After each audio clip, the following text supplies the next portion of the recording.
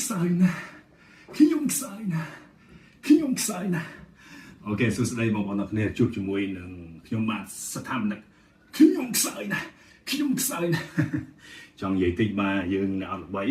ធ្វើ training មួយឬក៏បង្កើតបានអីថ្មីមួយមកគេថាអូអា3ឆ្នាំអានឹងចង់និយាយថាភាគច្រើនណា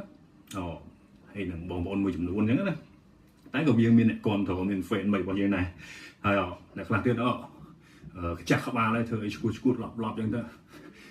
ធ្វើចឹងអត់ខ្មាស់គេទេធ្វើចឹងចង់ល្បីមែនខ្ញុំនិយាយត្រង់ចង់ល្បីមែនតែយើងធ្វើ trend ឬក៏បង្កើតវីដេអូមួយធម្មតាមិនត្រូវបង្កើតឲ្យមានអ្នកទស្សនាហើយបង្កើតឲ្យមាន fan តែសម្រាប់គេអ្នកល្បីស្រាប់បងប្អូនគេយកតែ trend គេលេងឯងឃើញទេទាំងអ្នកចម្រៀងទាំងអ្នកសម្ដែងទាំងតារា rap អីហ្នឹងទៅអូនិយាយពីគេនេះអូ idol ប៉ុណ្ណាអូ idol នេះប៉ុណ្ណោះបាទអញ្ចឹងខុសគ្នារវាងអ្នកខ្ពើមល្បីនិងអ្នកល្បីបាទអញ្ចឹងអរគុណច្រើនជាចុងក្រោយសូមជម្រាបលាបងប្អូនទាំងគ្នាខ្ញុំខ្សោយណាស់ខ្ញុំខ្សោយណាស់ខ្ញុំខ្សោយណាស់